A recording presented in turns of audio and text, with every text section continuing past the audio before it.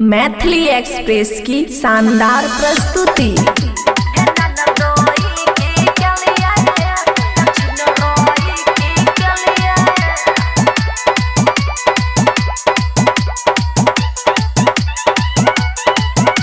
खुशी recording studio बलुआहा।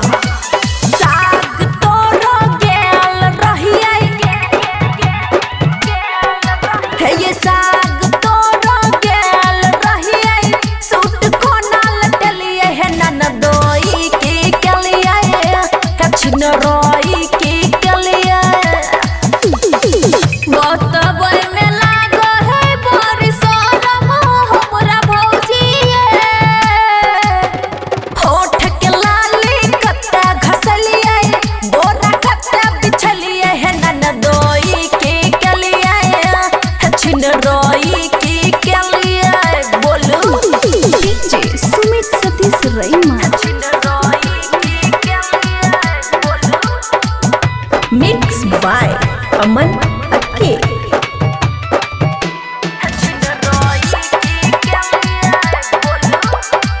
खुशी recording studio बलुआहा।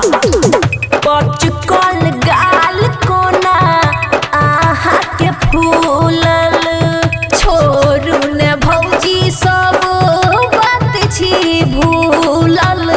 अच्छा हम सब बुझे छी छिनरो है।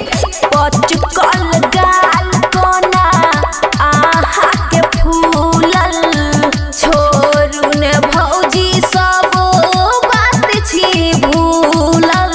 तो पल इज्जत कटा लुटलिए कत मुँह जुठलिए है छिनरोई के कलिए है नाना दोई के कलिए बुझला।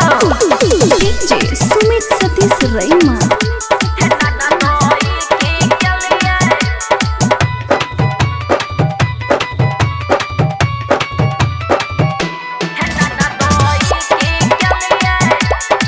खुशी रिकॉर्डिंग स्टूडियो बलुआहा। पैर के पायल बोलू काते हरलिए शरम दीपाली लग भौजी भूल गेलिए। अच्छा तो झूठ बोले छिए।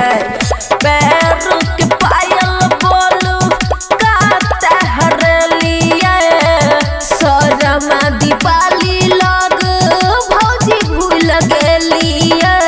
बबुआ राहुल छौरा अबारा के बात में लो भेलिए है छिनरोई के कलिए है नाना दोई के कलिए।